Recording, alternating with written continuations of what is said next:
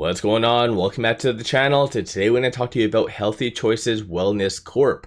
I want to go over some of the recent updates from the company and realistically where I see things going. Before we get into any of that, make sure you guys hit that thumbs up, and with that, let's get right to it. So at the time of doing this video, it is sitting at 39 cents. Over the last 5 days, it is down 6.38%. My last video was at the beginning of August where I went over kind of the prospectus, recent S1, and various other documents that they did put out. But since then, on the 14th, they did put out their 10Q, which did cause the stock price the following day to go up about 5%. Very low volume though. That's something to keep in mind. But one thing I've done ever since I started covering HCMC, transitioning to HCWC, I've been very accurately critical of the company. One thing though I gotta admit though is that they are improving consistently, and they are trying their very best, but given just the market circumstances, it is very difficult. But nonetheless, this 10Q that did come out, there was going to be a couple key things that I was going to really watch for. One was, how much cash do they actually have on hand? Second point would be how much dilution is occurring, because when it comes down to HCWC, they have a lot of convertible debt products. So essentially, when that engine starts running, you're going to see more and more dilution, which unfortunately is going to prompt the stock price to go lower and lower. That hasn't really kicked in fully. So ultimately, when it comes down to that, you can kind of see that at the time of this, so 10Q, so as of June 30th, 2025, there was 12.5 million outstanding shares, 500 million authorized. So that's their cap, of course. So last earnings was right here where it did signal that there was 10.5. So they kind of diluted, give or take, roughly around 2 million shares. So not all that bad. And like I said, that also does signal that ultimately they haven't started that machine, that dilution machine, because of the notes.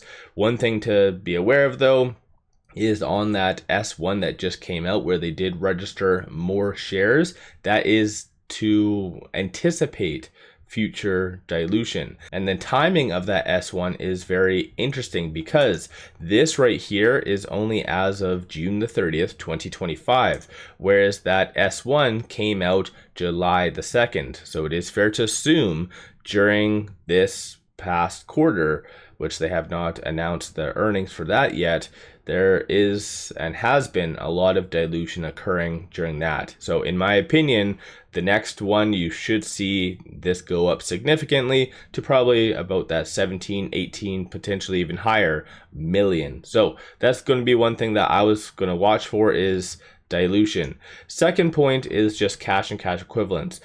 Be aware that they did have an issuance during this time frame, this quarter, so they are sitting at 4.6 million in cash and cash equivalents. Last was right here, so the 1.7. So they definitely have a good float around them. I think just essentially, even if you did analyze this as of March the 31st, so the prior earnings, they were going to dilute. I think the writing was on the wall, and in fact, I did bring that up in my last review of this 10Q. But nonetheless, they do have a good float, so most likely they won't be needing to dilute up until, I would assume, first Q1 of 2026. That's in my opinion, of course, but that's just logically, unless something dramatic does happen. This last earnings though does also signal that their plan to generate additional revenue did not work whatsoever. They did, although, kind of work on a lot of their cost measures, and so a lot of their costs did go down, very resemblant based on all of this right over here.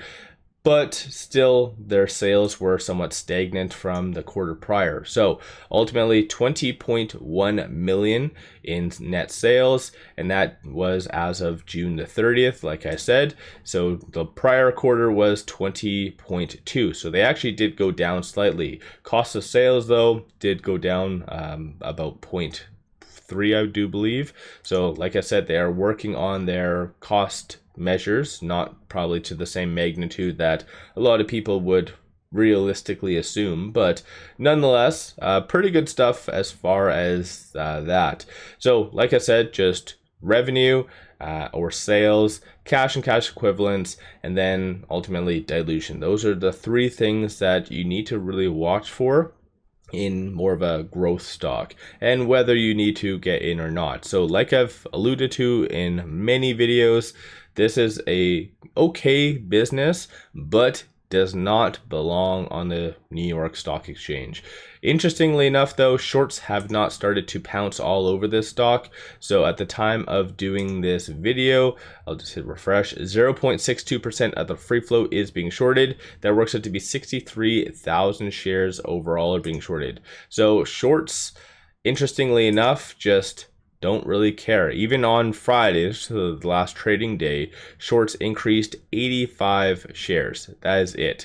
Cost to borrow average 6.69. That's an annual rate, not a daily rate, but still, shorts don't really care about this stock. And I think at the end of the day, the reason why is because of just the overall volume. So going back over here for a second, if you're having around 626 shares traded in some cases as a low in one day, that's not something that you want to potentially hold. And so, yeah, I think if you have a long-term time horizon, or if you did have HCMC and you were given these shares essentially for free, then yeah, whatever, just hold on to it, because I think you're pretty much at a loss anyways.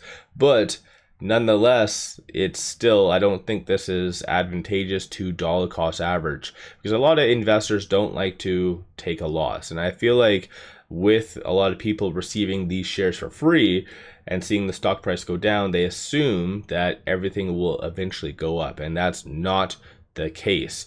So HCWC, as far as like I've mentioned in the past, until I see a Form 4 showing that insiders are actually buying stock, then until that point does happen, it is consistently going to be a sell, in my opinion. What is rather interesting though is the fact that there has been a couple new ratings that did come out because of their earnings. So one was a 50-cent price target that was done by June, and it was through OpenAI, and so that was done on August the 22nd. August the 20th, there was a $2 price target that was given, Maxim Group, and that analyst isn't even rated, so of course I think that's fair to assume that's why, because they are horrible. I don't know why anyone would assume that $2 is even possible within a 12-month time span, because of course a lot of analysts always give ratings 12 months out. So as far as, in my opinion, where things are going, you can kind of even just see from here. So what I'll do is I'll move my face. So ultimately you don't see any buyers whatsoever. So 37 cents seems to be kind of a good support level, but once that is broken, then most likely you will see essentially this low that did happen on April the 4th of 29 cents. That most likely will be the next kind of support point, and that probably is exactly where HCWC will be going.